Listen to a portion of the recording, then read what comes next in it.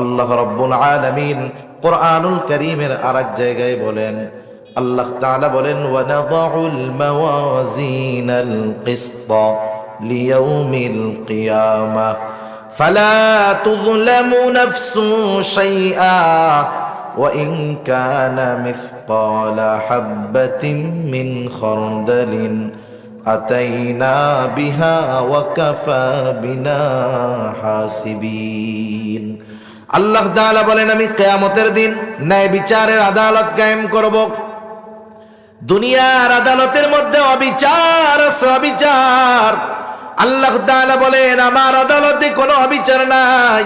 ফালা তুযলামু নাফসুন শাইআ, আমার আদালতে কারো উপরে কোনো ন্যূনতম জুলুম করা হবে না। ওয়া ইন কানা মিসকালা হাববাতিন মিন খারদালিন আতাইনা বিহা, কেউ যদি দুনিয়ায় সরিষা দানা পরিমাণ কোনো আমল করে, আল্লাহ তাআলা বলেন আতাইনা বিহা, ওই আমলটা হাজির করা হবে। শুধু হাজির করা হবে তা নয়, ওই আমলের আলোকে তার হিসাব নেওয়া হবে। তাহলে আমাদের সব আমলের হিসাব নিবেন কে? আরো জোরে বলেন কে? হিসাব নেওয়ার জন্য আল্লাহ তাআলাই যথেষ্ট। তিনি বলেন কাফা বিনা হাসিবিন, হিসাব নেওয়ার জন্য আল্লাহ যথেষ্ট। এখন একটু চিন্তা করেন, আমরা আমাদের সন্তানদের নিয়ে চিন্তিত, স্কুলে যায়, কলেজে যায়, ভার্সিটিতে যায়, সেখানে গিয়ে অন্যায় করে, অপরাধ করে, কি না কি করে, বাবা টেনশনে থাকে। কিন্তু কোনো পিতা যদি তার সন্তানের মাথার মধ্যে এই কথাটা ঢুকায়া দিতে পারে, ও আমার কলিজার টুকরা সন্তান, তুমি যেখানেই আমল করো না করো, যত ছোট আমল হোক, মানুষের মধ্যে করো আর একাকী করো, রাতে করো আর দিনে করো, হয়তো আমি তোমার কর্মগুলো সম্পর্কে জানবো না, কিন্তু তোমার সকল কর্মের খবর যার কাছে আছে, যিনি জানেন তিনি কে? ওয়ালাকাদ আতাইনা লুকমানাল হিকমাতা আন ইশকুরু লিল্লাহ ومن يشكر فإنما يشكر لنفسه ومن كفر فإن الله غني حميد। আল্লাহ রাব্বুল আলামিন বলেন, আমি লোকমানকে হিকমত প্রদান করেছি, হিকমত দান করেছি। হিকমত হলো প্রজ্ঞা, জ্ঞান, দ্বীনের বুঝ, সত্য মিথ্যা পার্থক্য করার যোগ্যতা, স্বপ্নের তাওয়িল জানা। এক কথায় প্রজ্ঞাকে বলা হয়, হিকমতকে বলা হয় প্রজ্ঞা। হযরত লোকমান হিকমত সম্পন্ন একজন মানুষ ছিলেন। তাফসীরের মধ্যে আসছে, হযরত লোকমানকে দুটো জিনিস দেওয়া হয়েছে, সুযোগ দেওয়া হয়েছে, দুটোর থেকে একটাকে সে চাইলে গ্রহণ করতে পারবে। একটা হলো নবুয়াত আর একটা হলো হিকমত। হযরত লোকমান নবুয়াতের মতো মর্যাদাপূর্ণ বিষয়কে গ্রহণ না করে হিকমতকে তিনি গ্রহণ করেছেন। ওনাকে প্রশ্ন করা হয়েছে, লোকমান, নবুয়াতের মতো মর্যাদাপূর্ণ বিষয় গ্রহণ করার সুযোগ থাকার পরেও কেন আপনি নবুয়াত গ্রহণ করেন নাই? হযরত লোকমান বললেন, শোনো, নবুয়াত যদি আল্লাহ তাআলা নিজের থেকেই আমাকে দিত, তাহলে সেটা গ্রহণে আমার কোনো আপত্তি ছিল না। কারণ নবুয়াতের দায়িত্ব আল্লাহ তাআলাই দিয়েছেন, এবং এই দায়িত্ব পালন করতে গিয়ে যা কিছুর প্রয়োজন সব কিছুর ব্যবস্থা তিনি গ্রহণ করতেন। আর যদি আমি নিজের থেকে নবুয়াতের দায়িত্ব গ্রহণ করতাম, ওই দায়িত্ব পালন করতে গিয়ে আমার যদি কোনো ত্রুটি বিচ্যুতি হতো, তাহলে এই ত্রুটি বিচ্যুতির জন্য আল্লাহ তাআলার সামনে আমাকে জবাবদিহিতার কাঠগড়ায় দাঁড়ানো লাগতো। দুনিয়ার বিষয়টাও এমন, একটা হলো দায়িত্ব নিজের থেকে নেওয়া, আর একটা হলো দেওয়া। কেউ যদি আমাকে কোনো দায়িত্ব জোর করে দেয়, ওই দায়িত্ব পালন করতে গিয়ে যদি কোনো ত্রুটি বিচ্যুতি হয়, তখন কিন্তু আমার বলার সুযোগ আছে যে দেখেন, দায়িত্ব তো আমি চাই নাই, দিছেন কেন? সেই জন্য ভুল ত্রুটি হতেই পারে, সংশোধনের ব্যবস্থাও আপনি করবেন। তাহলে দায়িত্ব যদি কেউ দেয়, ত্রুটি বিচ্যুতি হলে বলার সুযোগ আছে। আর যদি আমি কোনো দায়িত্ব নিজের থেকে নেই, যে আমাকে এই দায়িত্বটা দেন, ওই দায়িত্ব নেবার পর আমি যদি ওই দায়িত্বের যথাযথভাবে পালন না করতে পারি, ত্রুটি বিচ্যুতি যদি হয়, তাহলে মানুষেরা বলবে দেখো দায়িত্ব পালনের যোগ্যতা নাই, আবার নিজে ছায়া ছায়া দায়িত্ব নেয়।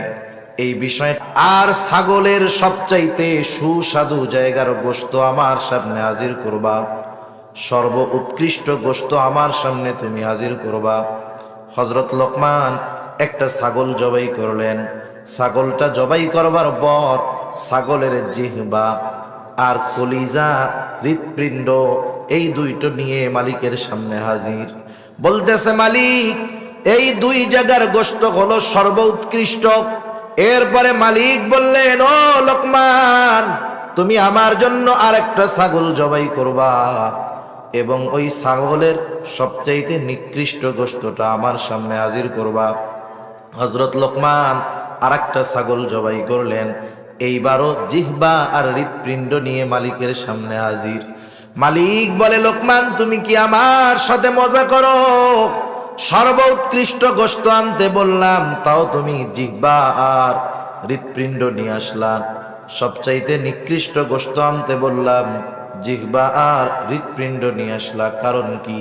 হযরত লোকমান এবার বললেন, মালিক, যার জবান আর অন্তর ভালো হয়ে যায় সে সর্ব উৎকৃষ্ট হয়ে যায়, আর যার এ দুটো জিনিস খারাপ হয়ে যায় সে সবচাইতে নিকৃষ্ট হয়ে যায়। এই ধরনের হিকমতপূর্ণ কথা কাজ হযরত লোকমানের আরবের মধ্যে প্রসিদ্ধ ছিল। আল্লাহ রাব্বুল আলামিন সেই কথাই বলেন, আমি লোকমানকে হিকমত প্রদান করেছি। হিকমত এটা জ্ঞান, তবে এটা কিন্তু নেয়ামত। আমরা মনে করি টাকা পয়সা ধন দৌলত এটাই মনে হয় নেয়ামত, তা নয়। আমি সুস্থ আছি এটা নেয়ামত, ঈমানের মতো দৌলত পেয়েছি নেয়ামত, আল্লাহ তাআলাকে সেজদা দিতে পারি এটাও নেয়ামত, দ্বীনের কাজ করতে পারি, দ্বীনের কাজের সাথে থাকতে পারি এটাও নেয়ামত, আল্লাহ তাআলা আমাকে আপনাকে জ্ঞান দিয়েছে এটাও কিন্তু নেয়ামত। হিকমত এটাও নেয়ামত। আল্লাহ রাব্বুল আলামিন বলেন, আমি হযরত লোকমানকে হিকমত নামক নেয়ামত দান করলাম। কেন? আনিশকুরু লিল্লাহ, সে যেন এই নেয়ামত পেয়ে আমি আল্লাহর কৃতজ্ঞতা প্রকাশ করে। কারণ কি? কারণ যেই ব্যক্তি কৃতজ্ঞতা প্রকাশ করে এতে লাভ তার। আল্লাহ তাআলা বলেন, وَمَنْ يَشْكُرْ فَإِنَّمَا يَشْكُرُ لِنَفْسِهِ। আল্লাহ রাব্বুল আলামিন বলেন, যে নেয়ামতের কৃতজ্ঞতা প্রকাশ করে সে তা নিজের জন্যই করে। কারণ কোন বান্দা কোন নেয়ামত পাবার পর সে যদি নেয়ামতের কৃতজ্ঞতা প্রকাশ করে, আল্লাহ তাআলার তাতে কোনো লাভ নাই। বরং আমরা যদি নেয়ামতের কৃতজ্ঞতা প্রকাশ করি, লাভ আমাদের।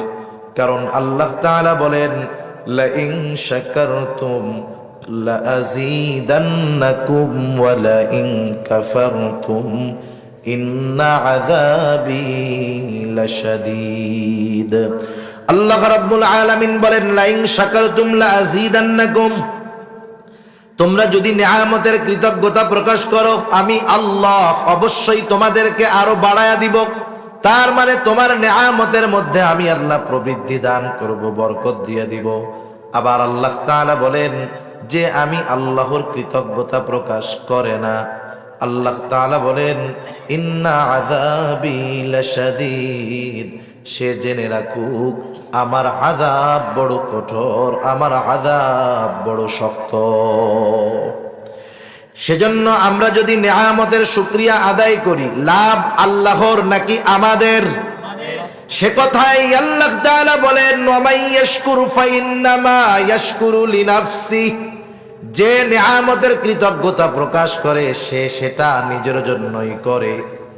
আল্লাহ তাআলা এরপরে বলেন, ওয়ামান কাফারা ফাইন্নাল্লাহা গানিয়্যুন হামিদ, আর যারা কুফরি করে নেয়ামতের নাশকরি করে তারা জেনে রাখুক আল্লাহ তাআলা তাদের কৃতজ্ঞতার মুখাপেক্ষী নয়। কারণ কি? তিনি হলেন অমুখাপেক্ষী। শুধু তাই না, তিনি তো হামিদ, তিনি হলেন সপ্রশংসিত এক মহান সত্তা। এজন্য আমরা যদি গোটা দুনিয়ার মানুষ আল্লাহর কৃতজ্ঞতা প্রকাশ করি, আল্লাহ তাআলার কোনো লাভ নাই, লাভ আমাদের। আমরা যদি গোটা দুনিয়ার মানুষ আল্লাহ না করুন, না শুকরগুজার হই, আল্লাহ তাআলার কোনো ক্ষতি নাই, ক্ষতি কাদের? আমাদের। এই আয়াতের দ্বারা আল্লাহ তাআলা কি বোঝাতে চাচ্ছেন? মুফাসসিরিনে কেরাম বলেন, আল্লাহ তাআলা যেটা বলতে চান মোট কথা হলো, হযরত লোকমান সাধারণ মানুষ ছিলেন না, তিনি ছিলেন একজন শুকরগুজার বান্দা। সুবহানাল্লাহ। হযরত লোকমান যে শুকরগুজার বান্দা ছিলেন, এ ঘোষণা কার? তাহলে উনি কতটা গুরুত্বপূর্ণ ব্যক্তি যে আহকামুল হাকিমিন নিজেই বলতেছে যে লোকমান একজন শুকরগুজার বান্দা। ওই লোকমান যে এত গুরুত্বপূর্ণ ব্যক্তি, সে তার সন্তানদেরকে যে নসিহতগুলো করেছে, আল্লাহ তাআলা সেই নসিহতগুলো আমাদেরকেও জানিয়ে দিয়েছেন। আমাদের কাজ কি? শুধু জানা শোনা এটা নয়, বরং ওই নসিহতগুলো আমাদের সন্তানদেরকেও করা। আল্লাহ রাব্বুল আলামিন এবার বলেন, ওয়াইদ ক্বালা লুকমানু লিবনিহি ওয়া হুয়া ইয়াইযুহু ইয়া বুনাইয়া লা তুশরিক বিল্লাহ। আল্লাহ রাব্বুল আলামিন বলেন, ওয়াইদ ক্বালা লুকমানু লিবনিহি, হযরত লোকমান তার সন্তানকে বলতেছে, ওয়া হুয়া ইয়াইযুহু, সে তার সন্তানকে ওয়াজ করতেছে। ওয়াজ কি ওয়াজ? ইয়া বুনাইয়া লা তুশরিক বিল্লাহ, হে আমার বৎস, তুমি আল্লাহ তাআলার সাথে শিরিক কইরো না। একটা হলো আদেশ করা, আর একটা হলো ওয়াজ করা। একটা হলো কমান্ড আদেশ, আর একটা হলো নসিহা উপদেশ। দুটোর মধ্যে তফাৎ আছে। আদেশের ভাষাটা অনেক সময় কঠোর হয়, আর নসিহার ভাষা এটা কঠোর হয় না, তবে এটা আবেগ দিয়ে অন্তর থেকে বলা হয়। অনেক সময় যেই কথাটা কঠোর, কথার মাধ্যমে যেই কাজটা না হয়, অনেক সময় সেই কথাটা নসিহা, নরম কথার দ্বারা সেই কাজটা করা যায়। মনে করেন যারা একটু অভিভাবক আছেন, আপনার ছেলে একটু দুষ্টুমি করে, খারাপ মানুষদের সাথে, খারাপ ছেলেদের সাথে মিশে, নামাজ কালাম পড়ে না, উল্টাপাল্টা করে। আপনি যদি তাকে উপদেশ দেন, আমাদের দেশের মানুষ অধিকাংশ ক্ষেত্রে সন্তানদেরকে আদেশ উপদেশ করে খাওয়ার সময় আর টাকা দেওয়ার সময়। যেই টেবিলে খাইতে বসে, এইবার বাবার হোটেলে খাও তো, টের পাও না, ওগুলোকে ঘুরে বেড়াও খালি, তাই না? এই যে খাওয়ার সময় উপদেশ দিলে এটা কারোই পছন্দ হবে না। সেজন্য আমরা খাওয়ার সময় কিছু বলবো না, তার খাওয়া শেষ আপনি একটু দিলের ব্যথা নিয়ে তাকে বলবেন। কেমনে? আপনি আপনার ছেলেটাকেই বলবেন যে, বাবা তোমার সাথে তো আমার 10টা মিনিট কথা আছে, তোমার কি 10 মিনিট সময় হবে? বলেন তো কোনো বাবা যার অধীনে সন্তানের খাবার দাবার, পোশাক পরিচ্ছদ, সব কিছুর খরচ, ওই বাপ যদি ছেলেকে বলে যে 10টা মিনিট সময় হবে, তাহলে কি ছেলে বলবে, না আব্বা আই এম ভেরি বিজি, আমার এখন সময় নাই? এরকম বলবে নাকি? বলবে না। যে বলবো অবশ্যই আব্বাস। এবার খাওয়ার পরে দুই বাপ বেটা বসেন, সোফার মধ্যে বসেন, 2টা চা নেন, বিস্কিট নেন। এবার আপনি তার সাথে আলাপ করেন, আবেগের সাথে, আবেগ দিয়া আপনি তাকে বলেন, তুমি তো দেখতে দেখতে চোখের সামনে অনেক বড় হয়ে গেছো। আপনি এবার তার ওই অতীতের কথা তাকে বলেন, যেই অতীতের কথা সে জানে না, কারণ তার জন্ম থেকে নিয়ে 2-1 বছরের কথাটা তার জানা নাই। আপনি তাকে স্মরণ করান যে, দেখো একটা সময় তুমি দুনিয়ায় ছিলে না, তোমার আগমনে আমরা এতটা খুশি হয়েছি, তোমার আত্মীয় স্বজন এত খুশি হয়েছে, তুমি আমাদের সকলের চোখের মণি, নয়নের মণির মতো ছিলা। আমরা তো তোমাকে আমাদের অন্তর দিয়ে ভালোবাসি, এখনো বাসি বাবা। আমি চাই না, তখনও চাইতাম না তোমার কোনো ক্ষতি হোক, এখনো চাই না বাবা। আমি চাই না তুমি খারাপ মানুষের সাথে মিশো, খারাপ কোনো কাজ করো বাবা। সেই জন্য আমি যেহেতু তোমাকে ভালোবাসি, আমার তোমার প্রতি একটা অনুরোধ হলো, তুমি খারাপ লোকগুলোর সাথে মিশো না, খারাপ কাজ করো না। আপনি আমি যদি এইভাবে আবেগ নিয়ে, দরদ নিয়ে সন্তানকে 1-2 বার এভাবে বলি, একটা সময় এই নরম কথাগুলো তার হৃদয় পর্যন্ত পৌঁছাবে, ঠিক কিনা বলেন? সে হয়তো চিন্তা করবে, আরে আমার বাবা আমার জন্য এত ত্যাগ স্বীকার করছে, তাহলে আমি যেই কাজ করলে আমার বাবা কষ্ট পাবে এ কাজ আমার করাটা সমীচীন হবে না। সে আস্তে আস্তে দেখবেন ভালোর পথে চলে আসবে। কিন্তু আমি আপনি ওই যে নসিহার ভাষা বুঝি না। নসিহাতের ভাষা হলো নরম, আদেশের ভাষা হলো কঠোর। সেজন্য আমরা নসিহতের সুরে বলবো সন্তানদেরকে। হযরত লোকমান সন্তানকে বলতেছে, ইয়া বুনাইয়া লা তুশরিক বিল্লাহ, হে আমার বৎস তুমি আল্লাহর সাথে শিরিক কইরো না। কেন শিরিক করবা না? ইন্নাশ শিরকা লাযুলমুন আযীম, শিরক হলো মহা অন্যায়, মহা জুলুম, মহা পাপ। প্রত্যেকটা পাপ জুলুম, তবে শিরিক হলো মহা জুলুম। প্রত্যেকটা অভিভাবকের উচিত সন্তানদেরকে সর্বপ্রথম ঈমানের শিক্ষা দেওয়া, তাওহীদের শিক্ষা দেওয়া। হযরত লোকমান এখানে তার সন্তানকে তাওহীদের শিক্ষা দিচ্ছেন, আল্লাহর একত্ববাদের শিক্ষা দিচ্ছেন। কারণ মক্কার মুশরিকরাও আল্লাহ তাআলাকে বিশ্বাস করত।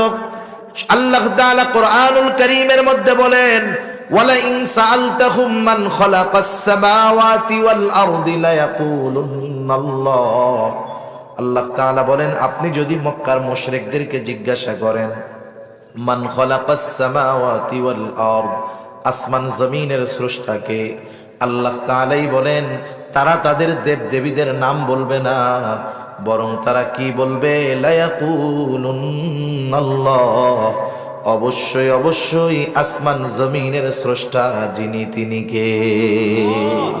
তারা বলবে অবশ্যই অবশ্যই আসমান জমিনের স্রষ্টা আল্লাহ, আমাদের স্রষ্টা আল্লাহ, সব কিছুর স্রষ্টা আল্লাহ। এটা মক্কার মুশরিকরা বিশ্বাস করত। মক্কার মুশরিকরা আল্লাহকে অস্বীকার করত না। বরং সমস্যা কোথায়? সমস্যা হলো তারা তাওহীদবাদী ছিল না।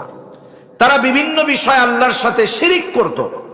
এই শিরক হলো এতটা জঘন্য, এই শিরিক যারা করে আল্লাহ তাআলা বলেন সব গুনাহ মাফ করে দিবেন। নামাজ পড়ে নাই, আল্লাহ তাআলা চাইলে মাফ করে দিবেন। রোজা রাখে নাই, আল্লাহ তাআলা চাইলে মাফ করে দিবেন। হজ করে নাই, আল্লাহ তাআলা চাইলে মাফ করে দিবে। কিন্তু যদি কেউ শিরিক করে, তওবা না করে, আল্লাহ তাআলা মাফ করবে না।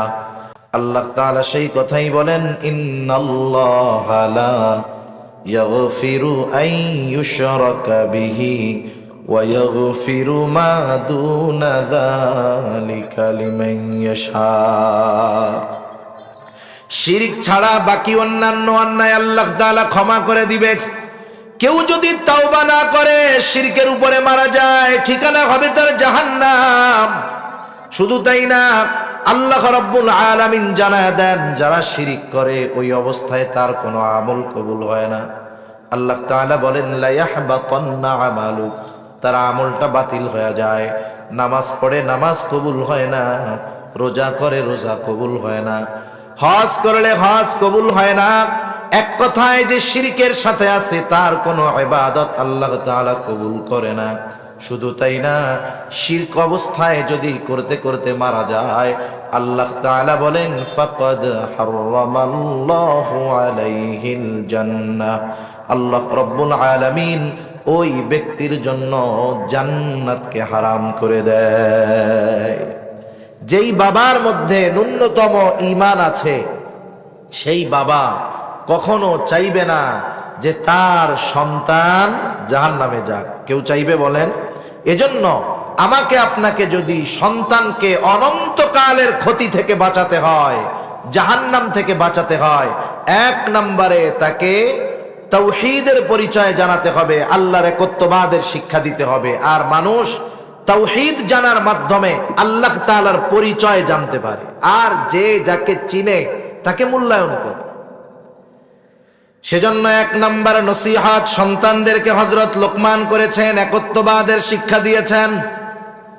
দুই নম্বর, হযরত লোকমান তার সন্তানদেরকে আল্লাহর ক্ষমতার ব্যাপারে জানিয়েছেন।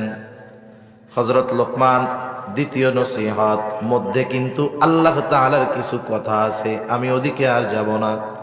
আমি শুধু হযরত লোকমান সন্তানদেরকে যেই নসিহতগুলো করছে সেগুলোই বলবো ইনশাআল্লাহ। হযরত লোকমান এবার সন্তানদেরকে বলতেছে, ইয়া বুনাইয়া ইন্নাহা ইন তাকু মিসকালা হাববাতিন মিন খারদাল ফাতাকুন ফি সাখরাতিন আও ফিস সামাওয়াতি আও ফিল আরদি ইয়াতি বিহাল্লাহ। হযরত লোকমান সন্তানকে বলতেছে, হে আমার বৎস, ইন্নাহা, এখানে একটা জিনিস বোঝার দরকার আছে। এখানে হা দ্বারা উদ্দেশ্য কি? মুফাসসিরিনে কেরাম বলেন হা দ্বারা উদ্দেশ্য হলো বদআমল। কোন মুফাসসির বলেন ওটা বদআমল নেক আমল উদ্দেশ্য না, সকল ধরনের আমল। এবার যদি আমরা এই সকল ধরনের আমল অর্থ ধরি, অর্থ কি হয়? হে আমার বৎস, ইন্নাহা, তোমার আমলটা সেটা ভালো হোক আর মন্দ হোক, ওই আমলটা যদি ইন তাকু মিসকালা হাববাতিন মিন খারদাল, তোমার আমলটা যদি সরিষা দানা পরিমাণ হয়, ওই আমলটা যদি সরিষা দানা পরিমাণ হয়, ইন কানা মিসকালা হাববাতিন মিন খারদাল ফাতাকুন ফি সখরা, তোমার ওই আমলটা যদি তুমি কোনো পাথরের মধ্যে করো, আও ফিস সামাওয়াত, আসমানের মধ্যেও যদি করো, আও ফিল আরদ, জমিনেও যদি করো, ইয়াতি বিহাল্লাহ, তোমার ওই আমলটাকে আল্লাহ তাআলা কিয়ামতের ময়দানে হাজির করবে। আল্লাহ রাব্বুল আলামিন কোরআনুল কারীমের আরেক জায়গায় বলেন, আল্লাহ তাআলা বলেন, ওয়া নাযাউল মাওয়াজিনাল কিসতা লিয়াউমিল কিয়ামাহ ফালা তুযলামু নাফসুন শাইআ ওয়া ইন কানা মিসকালা হাববাতিন মিন খারদালিন আতাইনা বিহা ওয়া কাফা বিনা হাসিবিন।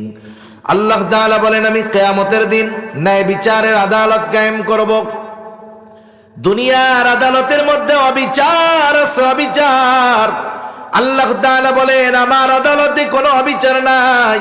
ফালা তুযলামু নাফসুন শাইআ, আমার আদালতে কারো উপরে কোনো ন্যূনতম জুলুম করা হবে না।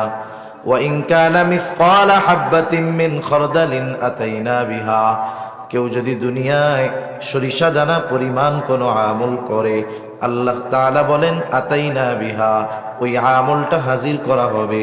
শুধু হাজির করা হবে তা নয়, ওই আমলের আলোকে তার হিসাব নেওয়া হবে।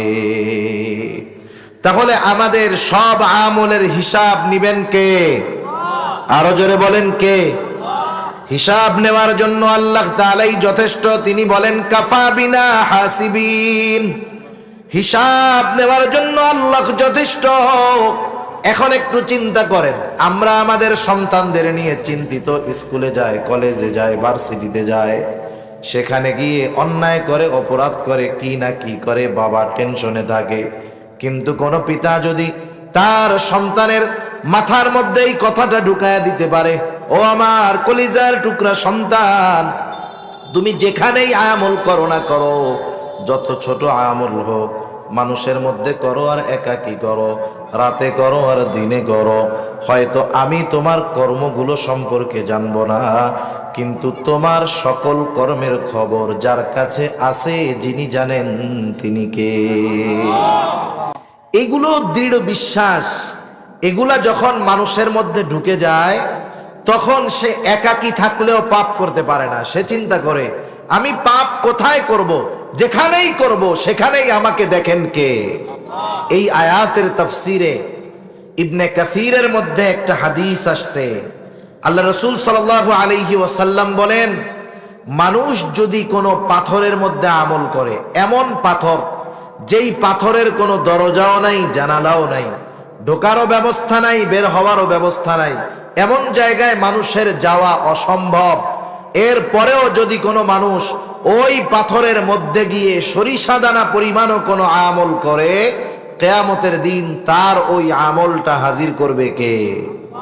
তাহলে আমি যদি আমার সন্তানের অন্তরে দৃঢ়ভাবে এ বিশ্বাস ঢুকিয়ে দিতে পারি যে, সন্তান, তুমি হয়তো আমার সামনে পাপ কাজ করো না, ভালো কাজ করো, কিন্তু আমার অগোচরেও যদি তুমি কোনো কিছু করো, হয়তো আমি দেখব না, মানুষ দেখবে না, তুমি ঘরের মধ্যে একাকী হয়তো পাপ করতেছ, কিন্তু তোমার এই পাপের খবর আছে কার কাছে?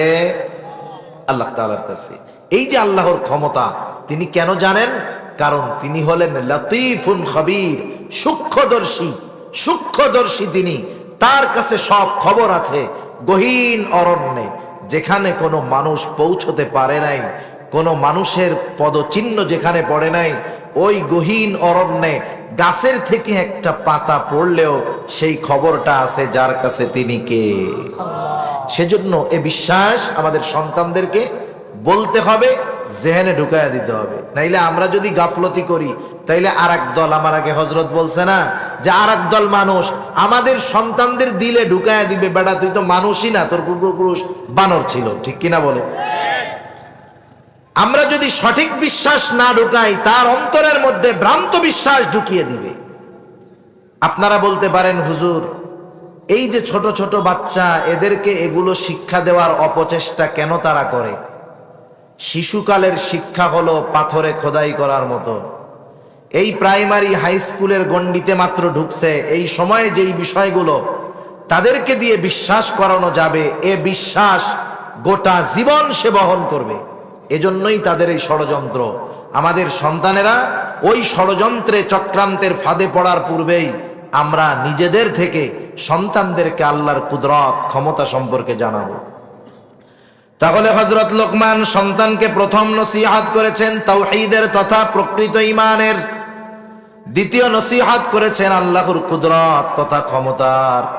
তৃতীয় উপদেশ দিয়েছেন আমলের।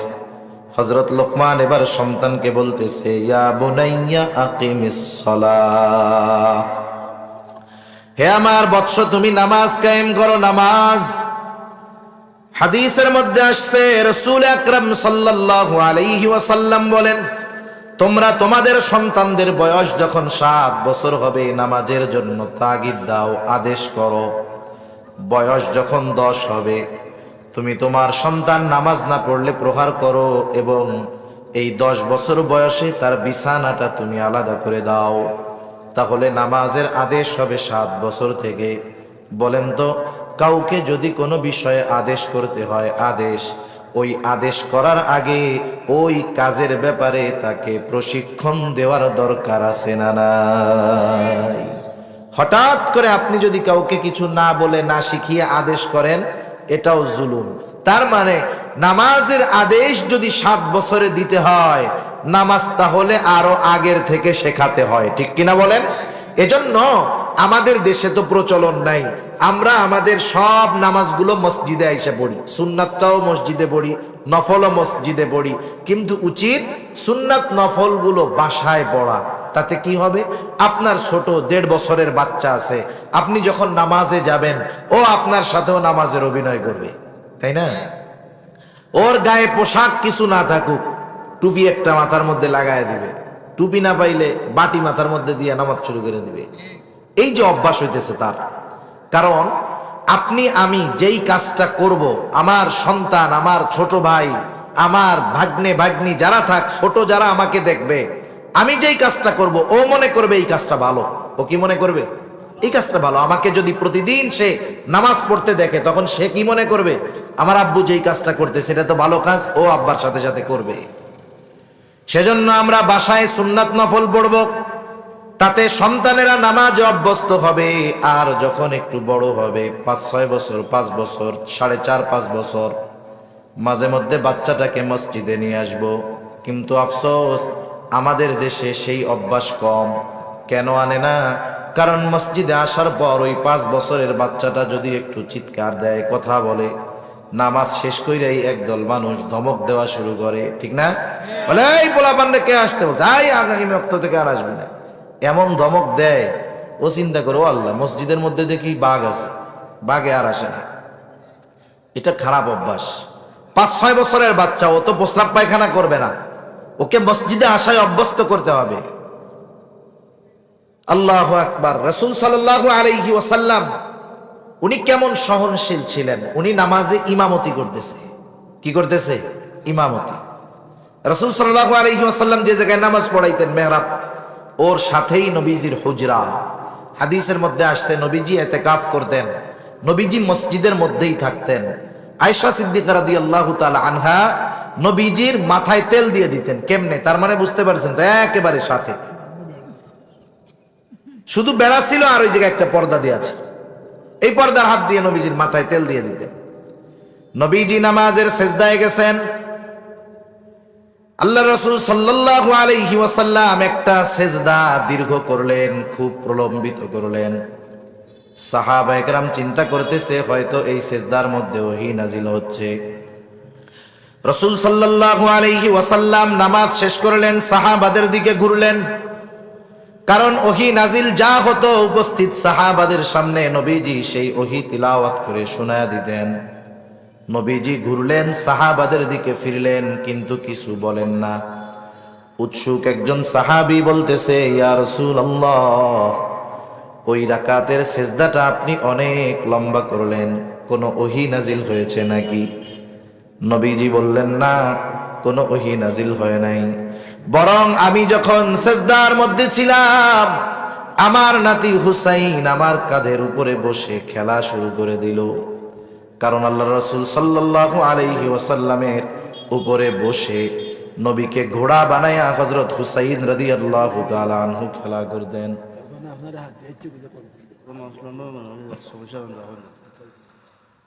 রাসূল সাল্লাল্লাহু আলাইহি ওয়াসাল্লাম যখন সেজদায় গেলেন, হুসাইন রাদিয়াল্লাহু তাআলা আনহু নবীজি ঘোড়ার মতো হইতেন, আর হুসাইন রাদিয়াল্লাহু তাআলা আনহু ওই নবীজির পিঠের উপরে উঠে খেলা করতেন।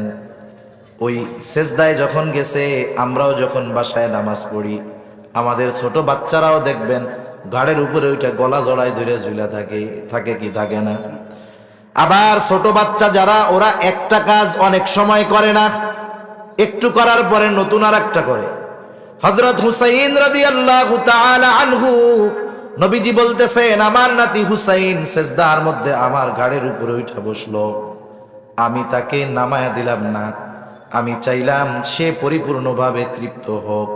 সে খেলা করে আমার ঘাড় থেকে যখন নামলো, আমি তার জন্য সেজদাকে লম্বা করলাম, সে নামার পরে আমি সেজদা থেকে উঠলাম।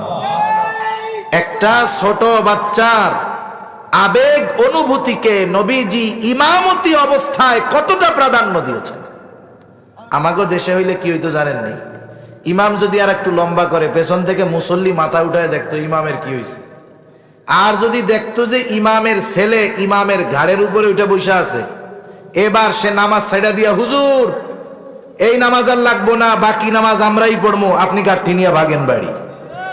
কারণ আমাদের দেশে আমরা ইমামতির ইমাম নিয়োগ দেওয়ার ক্ষেত্রে বেস্ট কোয়ালিটি সম্পন্ন ব্যক্তি খুঁজি, কিন্তু তাকে চাকরিচ্যুত করতে 1 মিনিটও লাগে না, ঠিক কিনা বলেন?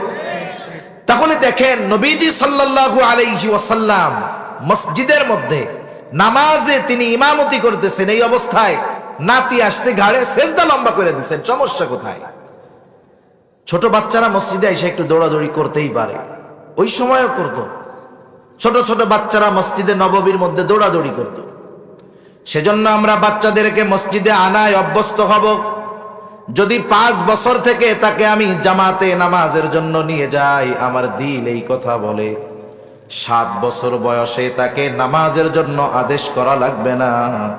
7 বছর বয়সে আশা করা যায় ওই বাচ্চাটা পাক্কা নামাজি হয়ে যাবে।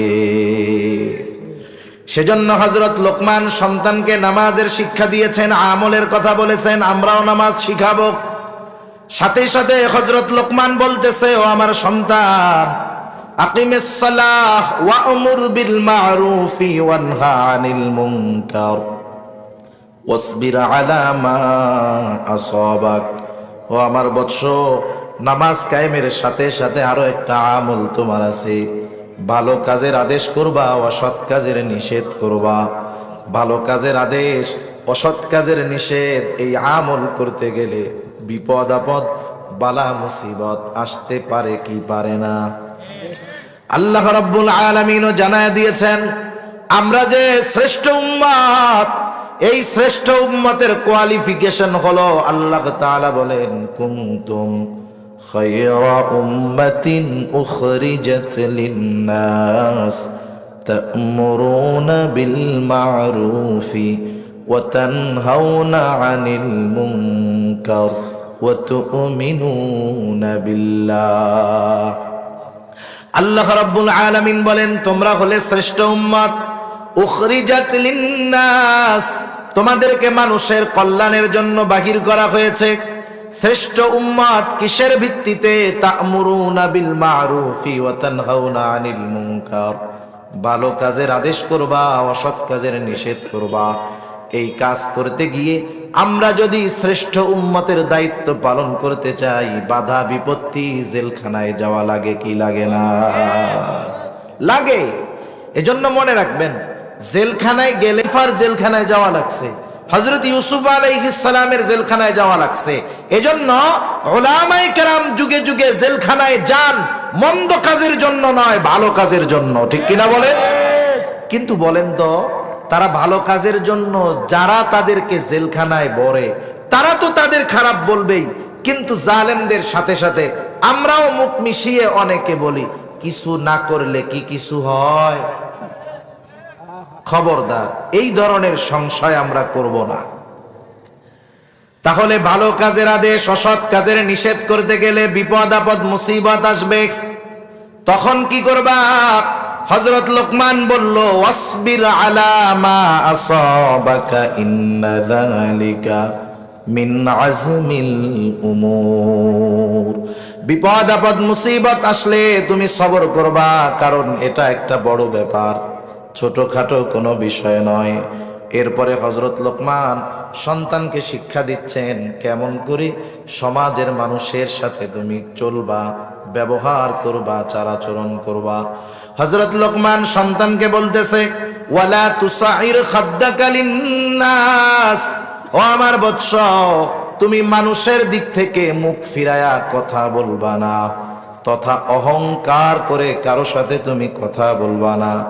কারণ অহংকার হলো এমন এক পাপ যেটা আসমান এবং জমিনে সংগঠিত প্রথম অন্যায়।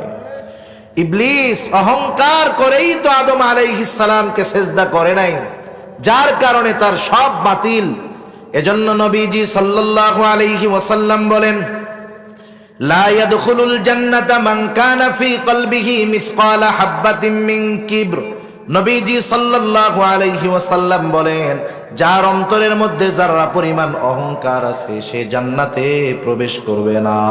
সেই জন্য আমরা আমাদের সন্তানদেরকে অহংকার মুক্ত থাকার শিক্ষা দিব।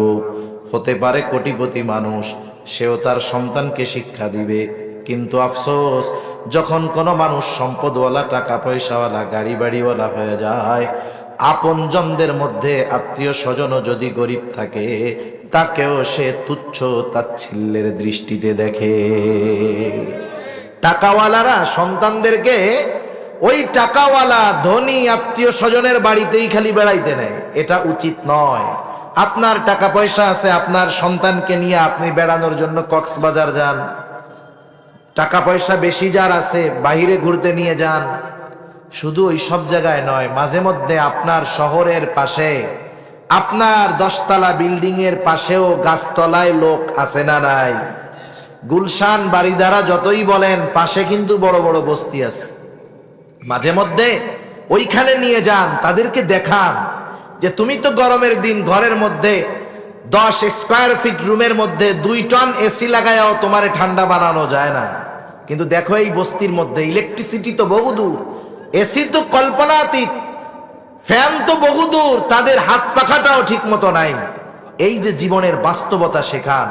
মাঝে মধ্যে কক্সবাজার না নিয়ে উত্তরবঙ্গে নিয়ে যান, যেখানে গরিব মানুষের দুর্দশা দেখবে। ঘরের ছাউনি নাই, বৃষ্টি হলেও পানি পড়ে, কুয়াশায়ও পানি পড়ে, ঝড় আসলে উড়ে যায়, অভুক্ত মানুষেরা কি কষ্টের মধ্যে আছে। এগুলো যদি আমরা আমাদের সন্তানদের দেখাই, তাহলে ও জীবনকে বুঝতে শিখবে, কারো প্রতি তুচ্ছ তাচ্ছিল্য তার থাকবে না। এই জন্য সন্তানদের শেখাবো যে কারোর সাথে অহংকার করে কথা বলবা না। সাথে সাথে কি করবা? ওয়ালা তামশি ফিল আরদি মারহা, জমিনের উপরে দর্প ভরে হাঁটবা না। অহংকারের সাথে দর্প ভরে জমিনের উপরে চলবা না। আল্লাহ রাব্বুল আলামিন কোরআনুল কারীমের মধ্যে বলেন, ওয়ালা তামশি ফিল আরদি মারহা ইন্নাকা লান তাখরিকাল আরদা ওয়ালান তাবলুগাল জিবালা তুলা। আল্লাহ তাআলা বলেন তুমি দর্পভরে জমিনের উপরে চলো না, তুমি ইন্নাকা লান তাখরিকাল আরদা, তুমি জমিনকে বিদীর্ণ করতে পারবা না। ওয়ালান তাবলুগাল জিবালা তুলা, উচ্চতায় তুমি কখনো পাহাড় সম হতে পারবা না। যদি কেউ অহংকার অন্তরের মধ্যে থাকে, আল্লাহ তাআলা জানায় দেন ইন্নাল্লাহা লা ইউহিব্বু কুল্লা মুখতালিন ফখুর, নিশ্চয়ই আল্লাহ তাআলা মুখতাল আর ফাখুরকে ভালোবাসেন না। মুখতালকে, মুখতাল হলো যে নিজেকে বড় মনে করে যে আমি বড় আলেম, আমি ভালো ওয়াইজ, আমি জ্ঞানী, আমি খুব বেশি বুঝি, আমি খুব ভালো মানুষ, এ হলো মুখতাল। আর ফাখুর হলো যে আরেকজনকে ছোট মনে করে নিজেকে বড় মনে করে, আমি ওর চাইতে ভালো ওয়াইজ, আরে ও কি আলেম, ওর চাইতে আমি ভালো আলেম, আরে ও কি বুঝে, ওর চাইতে আমি আরো বেশি বুঝি। এরকম আল্লাহর বান্দা সমাজে আছে না নাই? এরা হলো ফাখুর। আল্লাহ তাআলা এই দুটো দোষ যার মধ্যেই আছে তাকে ভালোবাসে না কে? আল্লাহ তাকে ভালোবাসে না। এখন আমি গোটা দুনিয়ার সম্পদের মালিক হইলাম, আল্লাহর ভালোবাসা পেলাম না, এ সম্পদের কোনো দাম আছে? আমি দুনিয়ার কিছু পেলাম না কিন্তু আল্লাহর ভালোবাসার পাত্র হলাম, এর চাইতে সৌভাগ্যের আর কিছু আছে? সেজন্য সন্তানদেরকে শিক্ষা দিব, সমাজের মানুষ যে স্তরের হোক তার সাথে কখনো খারাপ আচরণ করবা না, অহংকারের সাথে কথা বলবা না, কারণ অহংকারী যে তাকে আল্লাহ তাআলা ভালোবাসেন না। তাহলে কেমনে পথ চলবা? এবার হযরত লোকমান বলেন ওয়াকসিদ ফি মাশয়িকা ওয়াগদুদ মিন সাউতিক ইন্না আনকারাল আসওয়াতি লাসাউতুল হামির। ওয়াকসিদ ফি মাশয়িক, জমিনে চলাচলের ক্ষেত্রে মধ্যম পন্থা অবলম্বন করবা, বিনা কারণে অতি দ্রুত পথ চলবা না, আবার বিনা কারণে একেবারে অমুসলিমদের মতো ধীরে ধীরেও চলবা না। মধ্যম পন্থা অবলম্বন করে তুমি পথ চলবা। সাথে সাথে ওয়াগদুদ মিন সাউতিক, তোমার কণ্ঠস্বরটাকে নিচু রাখবা, নিচু। এজন্য আমাদের সমাজে যখন দুজনের সাথে তর্ক বিতর্ক হয়, যে গলার আওয়াজ যত বেশি করতে পারে সে মনে করে আমি তর্কে জিতে গেছি। এরকম পরে বলে না, দেখ আমি যে কথা বলছি আমার সামনে কথা বলতে পারছে বেটা, মানে গলা উঁচুর ঠেলায় সে মনে করতেছে সে আমার সাথে কথায় পারে নাই, তার কণ্ঠস্বর নিচু, সে মনে হয় পরাজিত। না না, যারা রহমানের খাস বান্দা এদেরকে যখন কোনো মূর্খ কথা বলে, তাদেরকে ইন্ডিকেট করে যখন কোনো কথা বলে, ওয়াইদা খাতাবাহুমুল জাহিলুনা ক্বালু সালামা, শেষ 1 মিনিটের মধ্যেই শেষ হয়ে যাবে। তাহলে আমরা সন্তানদের শিক্ষা দিব যে তোমরা জমিনের মধ্যে মধ্যম পন্থা অবলম্বন করে চলবা।